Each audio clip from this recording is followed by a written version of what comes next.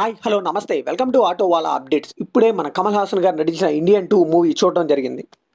అసలు ఈ మూవీ ఎలా ఉంది, ఈ వీకెండ్కి ట్రై చేయొచ్చా లేదనేది ఇండెప్త్ రివ్యూలో మాట్లాడుకుందాం. నాకు బాగా గుర్తండి, నా చిన్నప్పుడు భారతీయుడు మూవీకి ఉన్న ఫేవరే వేరు. ఆ మూవీకి ఉన్న క్రేజే వేరు. అప్పట్లో శంకర్ గారు మూవీస్కి ఉన్న ఇదే వేరు. ఏమైందో ఏమో తెలియట్లేదు కానీ 2010 నుండి కూడా శంకర్ గారు వేరే లెవెల్లో తీస్తున్నారు మూవీస్.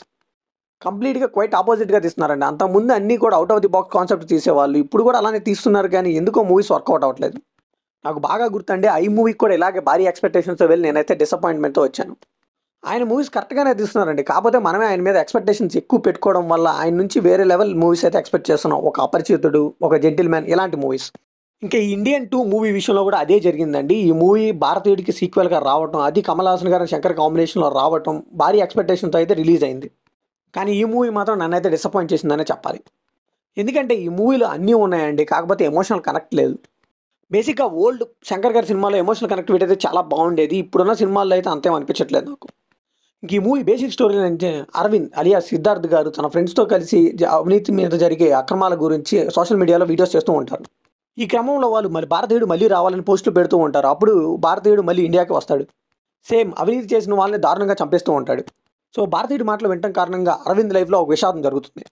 సో దానికి కారణం భారతీయుడు అని అందరూ అనుకుంటూ ఉంటారు. సో అసలు ఏం జరిగింది, సామాన్యులు కూడా భారతీయుడిని ఎందుకు ద్వేషిస్తున్నారు, ఇదంతా తెలియాలంటే ఈ మూవీ ట్రై చేయాల్సిందే. ఇంక ఈ మూవీలో పాజిటివ్ విషయానికి వస్తే, ఒక సైడ్ అవినీతిని అన్యాయాలని ఎస్టాబ్లిష్ చేస్తూనే ఇంకొక సైడ్ భారీ కాస్టింగ్తో, భారీ విజువల్స్తో, భారీ యాక్షన్ ఎపిసోడ్స్ని బాగా చూపించారు. యాజ్ టీజ్గా సేనాపతి క్యారెక్టర్లో మన కమల్ హాసన్ గారు అయితే 100% ఇచ్చేశారని చెప్పాలి. కమల్ హాసన్ గారి లుక్స్ కానీ, ఆయన అపీరెన్స్ కానీ, అండ్ అలానే ఆయన మీద వచ్చే యాక్షన్ సీక్వెన్స్ కూడా చాలా బాగా వర్కౌట్ అయ్యాయి. అండ్ బ్రేకింగ్ డాన్స్ మీద వచ్చే ఒక పోర్షన్ కూడా చాలా బాగా నచ్చిందండి నాకు. ఈ మూవీ అంతా కూడా విజువల్గా చాలా గ్రాండీర్గా ఉంది. ఇంకా సిద్ధార్థ్ కానీ, రకుల్ ప్రీత్ సింగ్ గారు కానీ, ఎస్జే సూర్య గారు కానీ, అండ్ బాబీ సింహా గారు కానీ, వీళ్ళంతా కూడా వాళ్ళ క్యారెక్టర్కి చాలా బాగా న్యాయం చేశారు. ఇన్ఫ్యాక్ట్ సిద్ధార్థ్ గారికి ఎక్కువ స్క్రీన్ టైం కూడా దొరికింది ఈ మూవీలో. ఇంకా అలానే దేశంలోని అవినీతి రాజకీయాలని చూపిస్తూ కార్టూన్ ఒక పోస్టర్ వేశారండి, అది కూడా చాలా బాగా వర్కౌట్ అయింది. మొత్తానికి శంకర్ గారు అయితే ఏం మెసేజ్ ఇద్దాం అనుకున్నారో అదైతే క్లియర్గా ఇచ్చారని చెప్పాలి.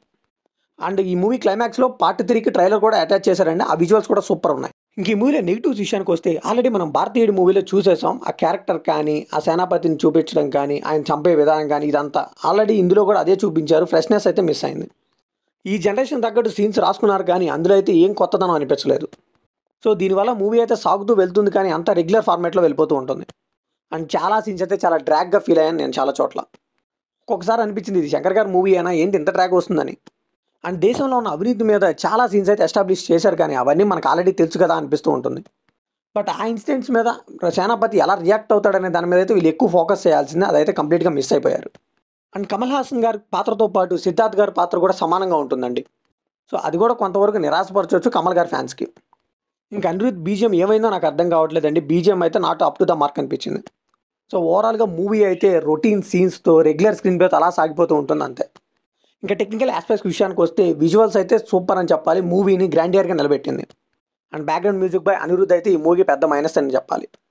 ఇంక ఈ మూవీలో ప్రొడక్షన్ వాల్యూస్ అయితే చాలా అంటే చాలా బాగున్నాయని చెప్పాలి. అండ్ డైరెక్టర్ శంకర్ గారు అయితే డైరెక్షన్ పరంగా సక్సెస్ అయ్యారు కానీ స్క్రీన్ ప్లే పరంగా అయితే ఫెయిల్ అయ్యారని చెప్పాలి. ఫైనల్గా ఈ మూవీకి మనం ఇచ్చే బడ్జెక్ట్ ఏంటంటే, కమల్ గారి ఫ్యాన్స్కి అయితే ఈ మూవీ నచ్చొచ్చు కానీ నార్మల్ ఆడియన్స్కి అయితే జస్ట్ వన్ టైం వాచబుల్, అది కూడా భారతీయుడు ఫ్యాన్స్కి అయితే అంతేం అనిపించిందండి. సో ఇది కంప్లీట్లీ నా ఒపీనియన్ మాత్రమే. మరి ఈ మూవీ మీకే అనిపించిన కమెంట్లో షేర్ చేసుకోండి, లైక్ చేయండి, షేర్ చేయండి, వెళ్ళే ముందు సబ్స్క్రైబ్ చేసుకోండి.